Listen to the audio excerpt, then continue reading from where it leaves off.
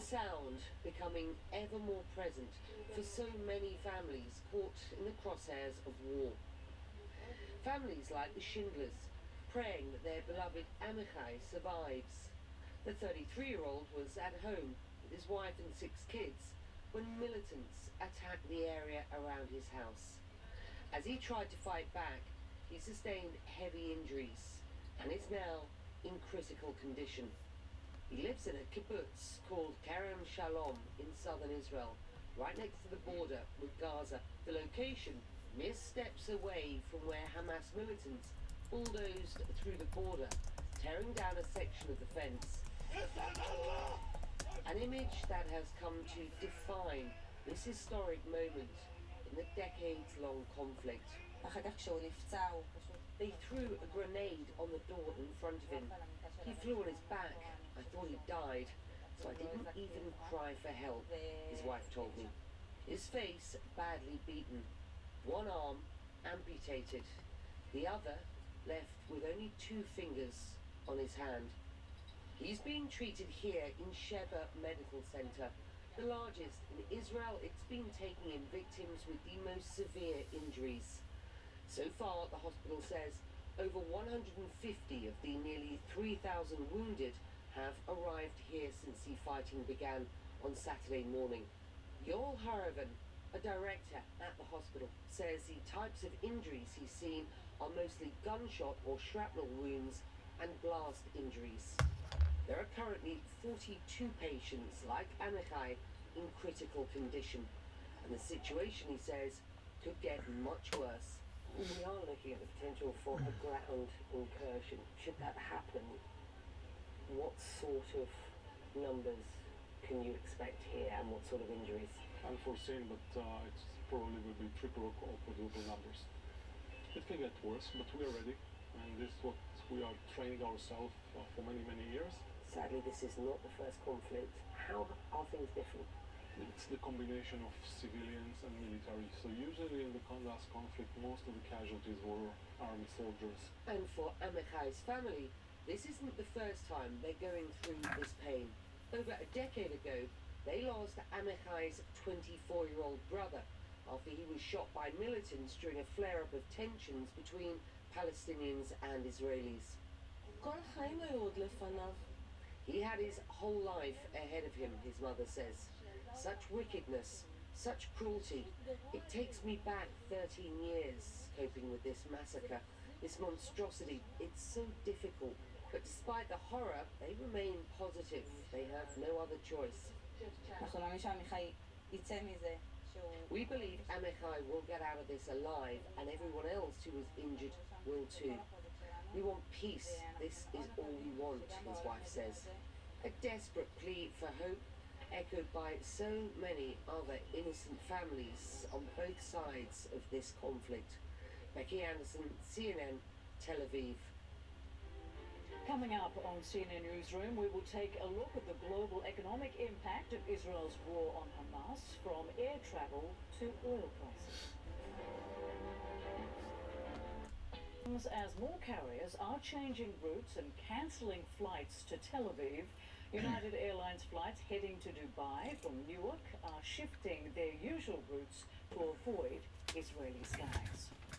Oil prices are fluctuating in response to the violence in Israel, but not as dramatically as you might expect. The price of US WTI crude finished 4% higher on Monday, but has dropped slightly in after-hours trading. Brent crude futures are now around $88 a barrel.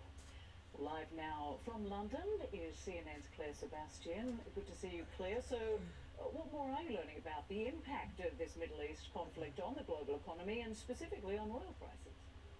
Yeah, Rosemary, look, we're seeing the reverberations, the ripple effect of this conflict across multiple markets and asset classes. I think it's clear that the verdict is still out on how bad it will be and what the economic impact will be. In terms of oil, the prices are stabilizing a little bit this morning, coming down slightly. That is to be expected, since what we saw on Monday was in large part a knee-jerk reaction to the potential for a conflict in a broader area of the Middle East. Suffering because of a lack of food or a lack of water or any civilian casualties are also on the head of Hamas. Okay, Elia, thank you so much. For too many Israeli families, the horror is far from over. Their loved ones are being held by Hamas, and a spokesperson for the terror group says it would begin killing civilian hostages and broadcast it if Israel targets people in Gaza without any warning. Anson Cooper spoke with one suffering mother. When we met Maya Yanzine, she was scrolling online, looking at hostage videos, searching for new pictures of her captured daughters. When did you learn that your daughters were missing?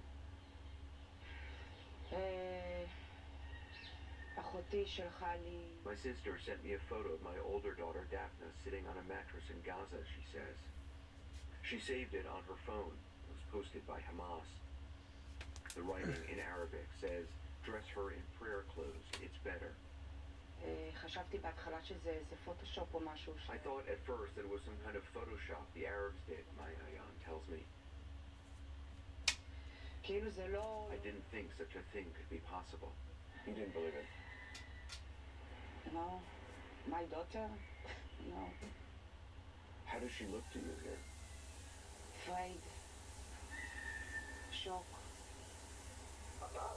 Maya Yan was shocked when she later saw this 30-minute Hamas video live-streamed on Facebook.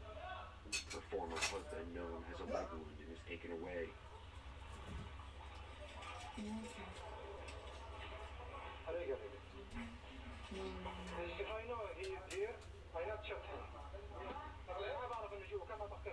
Armed gunmen question his partner Dikla, her son Tomer, and Ma'ayan's two terrified daughters. They're my whole lives, those girls, she says. They're everything I wanted all my life.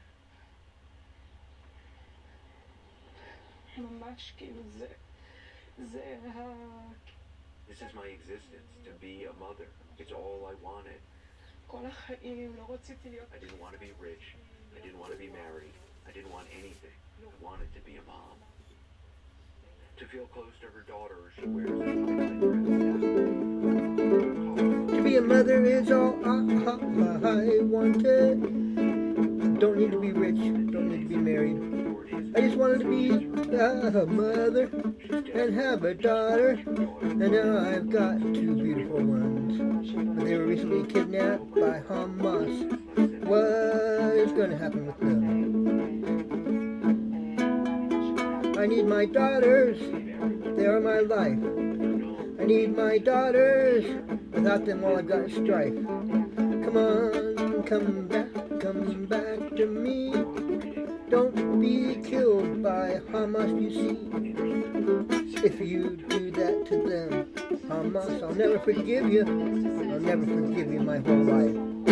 Just the beginning. Details of the devastating impact on civilians in Gaza. Plus, demonstrators convene on major cities worldwide to protest both sides in the Israeli-Palestinian conflict. You're watching CNN News.